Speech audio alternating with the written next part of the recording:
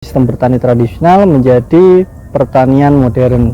Di sini berubah menjadi berdampingan antara migas, minyak, dan sawah. Yang pertambangan itu ada dan dia menggantikan fungsi pertanian itu sendiri, tapi ternyata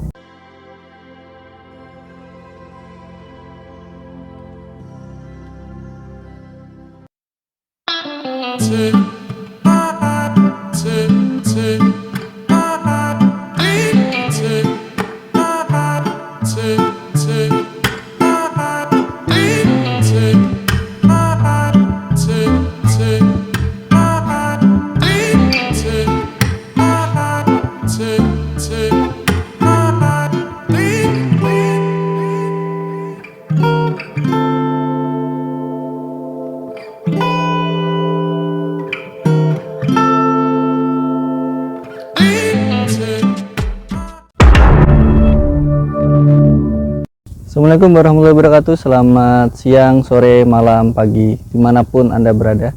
Perkenalkan, nama saya Agus Nugroho. Di sini mahasiswa Universitas Airlangga, jurusan Ilmu Sosial. Demi memenuhi tugas perubahan sosial dan pembangunan, saya ingin memaparkan beberapa perubahan sosial yang ada di Kota Bojonegoro. Di Kota Bojonegoro sendiri terkenal dengan slogan lumbung pangan dan energi. Saya lihat kita ada banyak sawah yang ada di sini. Dan ada di belakang sawah ini ada beberapa migas atau minyak gas bumi. Itulah yang kita bisa lihat dari Bojonegoro sekarang ini, yang dimana ada persawahan dan migas yang bersandingan dengan sangat erat. Apakah itu akan menjadi timbul perubahan sosial yang menjadi masalah? Kita bisa bahas. Teman-teman, perubahan sosial dan pembangunan yang ada di Bojonegoro, salah satunya adalah alih fungsi lahan pertanian dan pertambangan, yang dimana itu adalah salah satu kalau kita bisa kaji dalam bentuk modernisme dan kapitalisme. Nah, disinilah yang harus menjadi pertimbangan dari stakeholder terkait, bahwa hal itu akan menimbulkan berbagai dampak. Apakah perubahan itu menjadi dampak positif ataupun negatif. Nah, teman-teman bisa lihat bahwa berbagai macam kemajuan yang dibawa modernisme dan kapitalisme dalam isu lahan yang di dalamnya ada sistem pertanian dapat dilacak melalui proses revolusi hijau. Sebagai jalan modernisasi, revolusi hijau adalah merubah sistem dan budaya dari pertanian Indonesia.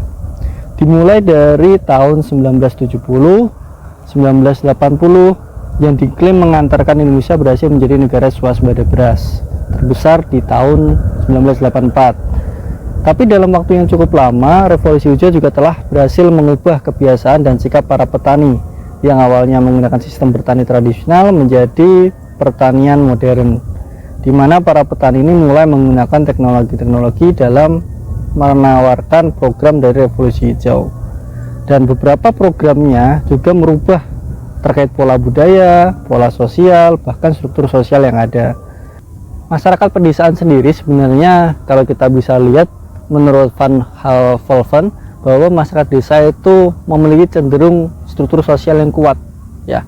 Tapi kalau kita mengacu pada perubahan sosial yang terjadi, kekuatan itu angsur mengangsur akan memudar.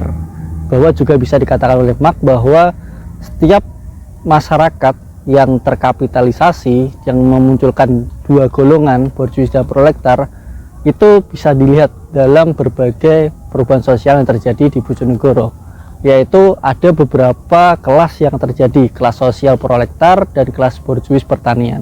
Nah, itu yang menjadi, kalau kita bicara proletar itu adalah masyarakat petani yang masih mempertahankan sawahnya, yang kita bisa lihat sawahnya masih ditanami. Kelas borjuis adalah para orang-orang yang menjadi pemilik modal, yang dimana sawahnya sudah beralih menjadi lahan migas yang kita bisa lihat juga.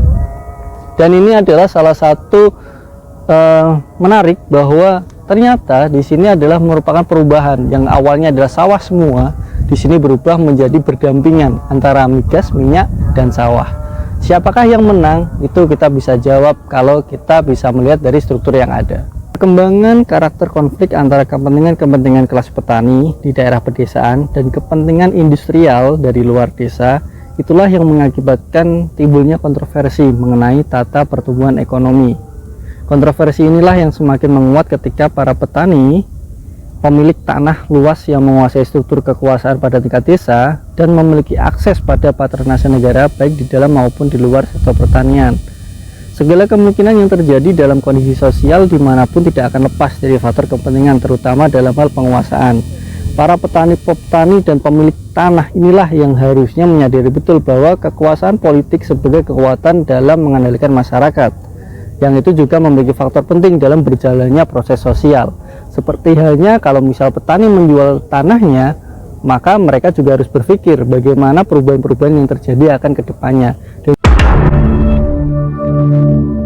Adapun beberapa dampak dari alih fungsi lahan pertanian ini, salah satunya adalah dari kerentanan para petani sendiri. Kita bisa lihat fungsi-fungsi dari yang sebenarnya lahan pertanian, dia menjadi lahan migas yang ada di belakang. Kita bisa lihat bahwa itu sudah beralih fungsi, ya, di mana para petani ini akan kehilangan pekerjaannya. Itu satu. Kedua, dari migrasi sosial yang nanti akan menimbulkan konflik sosial, yang inilah sebenarnya sangat sering terjadi bahkan di beberapa wilayah, bukan hanya di Bojonegoro. Jadi bahwa pertambangan yang ada di dalam wilayah itu sendiri, yang dimana harusnya pertambangan itu ada dan dia menggantikan fungsi pertanian itu sendiri, tapi ternyata para pekerja-pekerja yang diambil adalah para pekerja luar dari Bojonegoro sendiri. Itu akan menimbulkan konflik sosial yang terjadi jika migrasi sosial ini tidak dibendung. Yang ketiga, tingkat pendidikan dari warga yang terdampak. Hal inilah yang harus kita lihat, bahwa meskipun PAD Bojonegoro tinggi dan ada dana beasiswa dan untuk siswa ataupun untuk mahasiswa, namun yang kita harus perhatikan adalah bagaimana wilayah yang terdampak ini harus diperhatikan. Salah satunya adalah kalau kita merujuk data, wilayah yang terkena dampak migas ataupun yang alih fungsi pertanian itu sendiri, tingkat pendidikan dari masyarakat masih rendah daripada yang kita wilayah yang tidak terdampak. Hal inilah yang harus menjadi rujukan bagi pemegang kebijakan, sehingga dampak dari alih fungsi pertanian dari migas ini sendiri dapat terselesaikan. Meskipun hal itulah yang menjadi PR dan problematika, bahwa setiap ada konservasi yang diganggu oleh kapitalisasi, itu akan menjadi problematika yang panjang. Dan yang terakhir adalah kerentanan sosial yang terjadi di wilayah dampak alih fungsi pertanian ini sendiri. Kita bisa lihat bahwa kerentanan sosial yang terjadi di wilayah ini adalah, kita bisa menyimpulkan bahwa itu sedang. Dan jadi teman-teman, kita bisa simpulkan bahwa meskipun kalau dalam artian pembangunan itu adalah positif ya, dalam hal untuk membangun sesuatu, tapi ternyata ada berbagai dampak negatif dalamnya, termasuk yang kita jelasin tadi tentang alih fungsi lahan pertanian, yang dimana persandingan antara migas dan lahan pertanian yang tidak sinkron.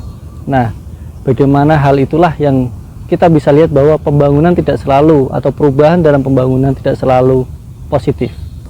Pembangunan yang tidak diiringi dengan skema yang baik akan mengakibatkan berbagai dampak buruk, seperti alih fungsi pertanian, bahwa kita tahu bahwa konservasi dan komersialisasi tidak bisa disandingkan. Maka dari itu, kita mungkin bisa bergerak, merefleksikan diri, apakah pembangunan itu akan berdampak dengan baik, apakah perubahan itu akan menjadi baik untuk masyarakat dan kabupaten ini. Kita lihat saja ke depannya. Assalamualaikum warahmatullahi wabarakatuh.